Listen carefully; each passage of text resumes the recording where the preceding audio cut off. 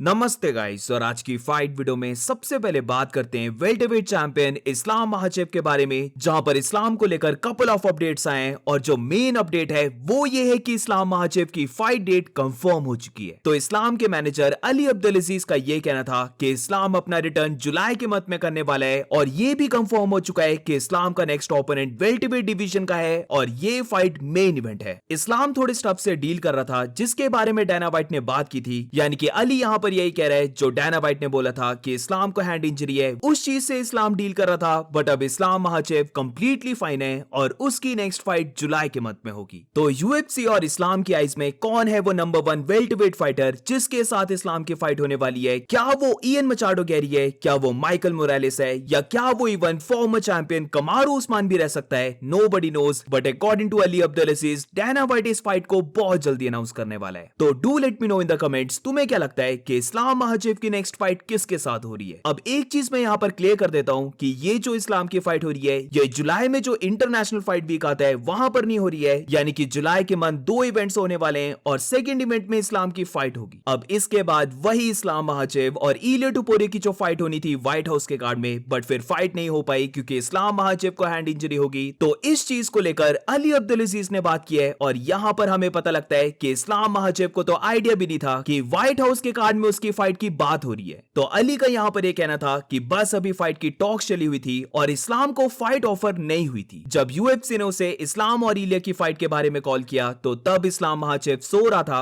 और उसके बाद जब फिर से यूएफसी ने उन्हें कॉल किया तब उन्होंने ये बोला कि लीव इट, ये फाइट नहीं हो रही है। तो अकॉर्डिंग टू अली उसने केयर तक भी नहीं की कि वो इस्लाम महाचेव को बताए, क्योंकि ऑलरेडी यूएफसी ने उन्हें सेकंड टाइम कॉल कर लिया था कि इलिया टुपोरे ने ज्यादा मनी को मांगा है और इसीलिए ये फाइट नहीं हो रही है। अब जैसे कि हम जानते हैं इतनी बार ट्रू है कि इलिया टुपोरे ने ज्यादा मनी को मांगा था, पर not only Islam but also Justin गेची की फाइट के लिए उसने ज्यादा मनी को मांगा था, क्योंकि ऑब्वियसली व्हाइट हाउस के कार्ड में फाइट हो रही है। तो यहां पर अली ने ट्रू बात बोली है, क्योंकि एक्चुअली यूएफसी ने इलिया के ऑफर को डिक्लाइन कर दिया था। बट उसके बाद ये वाली बात भी हुई थी जो यहां पर मेंशन नहीं की अली ने, कि सेकंड टाइम यूएफसी ने फिर से अप्रोच किया इलिया को, और जब इलिया टुपोरे को बोला गया कि उसे इस्लाम के साथ फाइट करनी है या फिर जस्टिन के साथ फाइट करनी है, तो इलिया टुपोरे ने इस्लाम का नाम लिया था। बट अपेरेंटली ये जो बातें हुई है ये इस्लाम तक पहुंची भी नहीं है, क्योंकि इसके बाद अली ये कहता है कि अगर रियली उन्हें फाइट का ऑफर मिला होता और इस्लाम महाचेव को फाइट के बारे में पता होता तो बेशक वो सिंगल लेग में भी क्यों ना होता, उसकी लेग इंजर्ड भी होती, कुछ भी हो जाता उसे, तब भी वो फाइट को व्हाइट हाउस में एक्सेप्ट कर लेता। तो इस्लाम और इलिया की फाइट को लेकर ये जो सागा चली है इससे मुझे यही समझ आ रहा है कि सबसे पहले तो इस्लाम ने अपनी इंजरी को फेक नहीं किया था, वो इंजर्ड था, बट अली ने बताया भी नहीं इस्लाम को। अगर वो बता देता तो इस्लाम महाचेव फाइट को एक्सेप्ट कर लेता और इलिया टुपोरे के साथ व्हाइट हाउस में फाइट हो जाती। ऑल्सो इसीलिए अब हम देख भी रहे हैं कि इस्लाम महाचेव वापस ट्रेन करने लग पड़ा है, वो बैक्स को हिट कर रहा है। तो इससे ये पता लगता है कि ये जो उसे हैंड इंजरी हुई थी ये ऑलमोस्ट रिकवर हो गई थी और इस्लाम फाइट कर लेता, बट उस तक इलिया टुपोरे का फाइट को ऑफर नहीं गया। तो इसीलिए दोनों साइड से जो बोला जा रहा है, यानी कि इलिया की साइड से बोला जा रहा है कि इस्लाम ने इंजरी को फेक किया और वो डक कर गया, तो ये बात एब्सोल्युटली फॉल्स है। और दूसरी साइड ये भी जो नैरेटिव था कि इलिया ने इस्लाम की फाइट के लिए ज्यादा मनी मांगा और इसलिए ये फाइट नहीं हो पाई, तो ये बात भी एब्सोल्युटली फॉल्स निकली है। अब मेरे माइंड में अब पता है ये वाली बात नहीं चल रही कि काश दोनों की फाइट हो जाती, बट अब मैं थोड़ा सा फ्यूचर को देख रहा हूं, जहां पर इलिया की फाइट हो रही है जून में, इस्लाम की फाइट जुलाई में हो रही है। तो अगर ये दोनों फाइटर्स अपनी अपनी फाइट को विन कर जाते हैं तो परफेक्टली इन दोनों की फाइट लाइनअप होती है एंड ऑफ द ईयर में, जहां पर सपोज करो नवंबर के मंथ मैडिसन स्क्वायर गार्डन में दोनों की सुपर फाइट हो रही है। ये चीज एक्चुअली में हो भी सकती है, जहां पर यूएफसी ऑलरेडी अपना इंटरेस्ट दिखा रही है दोनों की सुपर फाइट में, एंड फॉर श्योर ये अभी यूएफसी की सबसे बड़ी फाइट है, तो चांसेस इस फाइट के बनते हैं। और अब मूविंग ऑन, तो जीन सिल्वा के बारे में बात करते हैं, जहां पर उसका इंटरव्यू आता है एरिल हवानी के साथ, और यहां पर उसने शॉट्स फायर किए मूव्जा रिवलॉइव और फेदरवेट चैंपियन अलेक्जेंडर वोल्कानोव्स्की पर। तो जीन सिल्वा का यह कहना था कि ये बहुत ज्यादा डेंजरस मूव होगा यूएफसी का अगर वो अपॉर्चुनिटी दे देती है मूव्जा रिवलॉइव को टाइटल शॉट की और पोटेंशियली चैंपियन बनने की। वो बाकियों के लिए भी बोल रहा है और खुद के लिए भी बोल रहा है कि मूव्जार को फाइट करता हुआ देखने के लिए वो ट्यून अप नहीं करने वाले। अब खुद की बात करते हुए जीन सिल्वा का यह कहना था कि वो एक एंटरटेनिंग फाइटर है, वो एक ऐसा फाइटर है जो नंबर्स को लेके आता है, व्यूअरशिप को लेके आता है, और ये चीज यूएफसी भी जानती है कि अगर वो टाइटल के लिए फाइट करे तो ये ऑब्वियसली ज्यादा बड़ी फाइट है एज कंपेयर टू कि अगर मोवजार को टाइटल शॉट मिल जाता है। मोवजार की और बात करते हुए यहां पर जीन सिल्वा कहता है कि अगर मोवजार रिवलॉइव चैंपियन बन गया तो पूरी ही डिवीजन रुक सी जाएगी। अगर तो मोवजार को अपॉर्चुनिटी मिल जाती है टाइटल शॉट की तो यूएफसी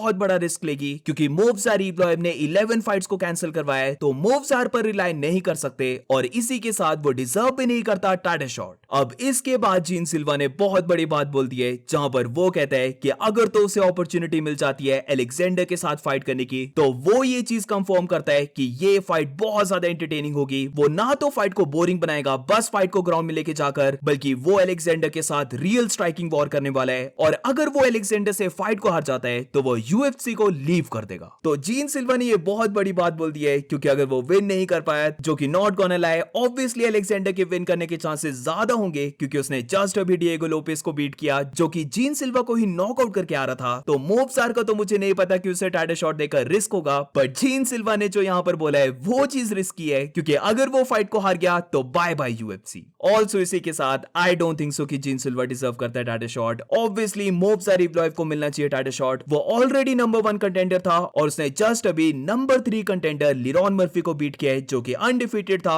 ऑल्सो इसी के साथ अलेक्जेंडर खुद चाहता है कि वो मोवज़ार के साथ फाइट करे, तो there is no question about it, Alexander Volkanovski versus Movsar Ibrahim की फाइट बुक हो जानी चाहिए। और अब moving on to the next update, तो अब बात करते हैं कॉनर मैकग्रेगर के बारे में, जहां पर कल की वीडियो में मैंने जो बताया था कि र्यूमर चला है इंटरनेशनल फाइट वीक में कॉनर का रिटर्न हो सकता है, तो आज कॉनर ने ये जो र्यूमर है इसे कंफर्म कर दिया है कि जो भी र्यूमर चले वो एब्सोल्युटली ट्रू हैं। उसके रिटर्न को टारगेट किया जा रहा है इंटरनेशनल फाइट वीक में। तो I am not sure about this, but शायद से जो इंटरनेशनल फाइट वीक है ये 11 जुलाई को होने वाला है, तो बहुत ज्यादा पॉसिबिलिटी तो अभी यही लग रही है कि कॉनर इसी डेट को अपना रिटर्न करेगा। और अकॉर्डिंग टू कॉनर वो वंस अगेन अपना रिटर्न कर रहा है फाइटिंग को सेव करने के लिए। आई मीन जिस तरह से अभी व्हाइट हाउस का कार्ड बना है और कुछ फाइट्स नहीं बन पाई, ऑल्सो इसके साथ जो रिसेंटली इतनी ज्यादा फाइट्स को अनाउंस किया जा रहा है एपेक्स के कार्ड में, ना कि किसी क्राउडेड इवेंट में, तो सेविंग तो डेफिनेटली चाहिए यूएफसी को। एंड लेट्स सी क्या कॉनर एक और बार यूएफसी को सेव कर सकता है। और moving on to the next update, तो अब बात करते हैं former middleweight champion Israel Adesanya के बारे में, जहां पर इसी वीक एक काफी रिस्की फाइट होने वाली है अदसानिया की अगेंस्ट जो पाइफर। और फाइट को लेकर अदसानिया का ये कहना है कि उसे कोई भी प्रेशर नहीं है, वो प्रीवियस फाइट्स को जो लूज किया है उनके बारे में सोच भी नहीं रहा है, जहां पर अगर तो वो अपना बेस्ट देता है और अच्छी परफॉर्मेंस को पुट ऑन करता है तो ऑटोमेटिकली विंस आती हैं, गोल्ड आता है, तो वो इसी चीज पर फोकस कर रहा है। अब इसी के बाद अदसानिया का ये भी कहना था और इससे मैं कंप्लीटली एग्री करता हूं, जहां पर अदसानिया कहता है कि अभी अगर हम मिडिल वेट डिवीजन को ले लें तो जो चैंपियन हमजा चिमाएव है वो एब्सोल्युटली बेस्ट है, वो बहुत अच्छी फाइट करता है। एक टाइम पर हमजा जब न्यू था फाइटिंग में तो उसने एक मंथ में 2 फाइट्स भी कर ली थी, वो काफी एक्टिव था, बट एज सुन एज वो चैंपियन बना तो हर किसी चैंपियन की तरह हमजा भी इनएक्टिव हो गया। और अभी अगर हम देखें तो मिडिल वेट डिवीजन स्टॉप सी हो गई है। उसके बारे में कुछ भी बोलो, बट एक बार डिनाई नहीं कर सकते कि जब वो चैंपियन था मिडिल वेट डिवीजन का तो ये डिवीजन कितनी ज्यादा एक्टिव थी, जहां पर उसने किसी को भी डक नहीं किया, उसने सारे बेस्ट फाइटर्स के साथ फाइट की और वो भी पूरा एक्टिव रहकर। अदसानिया की बातों से मैं ज्यादा एग्री नहीं करता हूं, बट इस time completely agree with him, जहां पर ये फैक्ट है जब अदसानिया चैंपियन था तो वो साल की 3 से 4 फाइट्स कर रहा था और हर किसी को उसने कॉल आउट किया है। बेशक बोल सकते हैं कि उसकी कुछ फाइट्स इतनी ज्यादा एंटरटेनिंग नहीं जाती थी, लाइक जैरेड कैनिनियर या फिर योएल रोमेरो की फाइट को ले लो, बट हाँ ये दोनों एक ऐसे फाइटर्स थे जिनका बोला जा रहा था कि वो अदसानिया को बीट कर सकते हैं, तो इनको भी अदसानिया ने खुद कॉल आउट किया और फाइट को बनाया। और हम सब जानते हैं इन रिजल्ट को, इजराइल अदसानिया ने इन सारे फाइटर्स को बीट किया। और अब मूविंग ऑन, तो एक बहुत अच्छा फाइट अपडेट है, जहां पर ये फाइट फ्लाईवेट डिवीजन की है और यहां पर फाइट होने वाली है मनल काप वर्सेस कियोची होरिगुची के बीच में। बहुत ज्यादा इंसेन फाइट है और ये डेफिनेटली फाइट नंबर 1 कंटेंडर की रहने वाली है। और जिसे नहीं पता, ये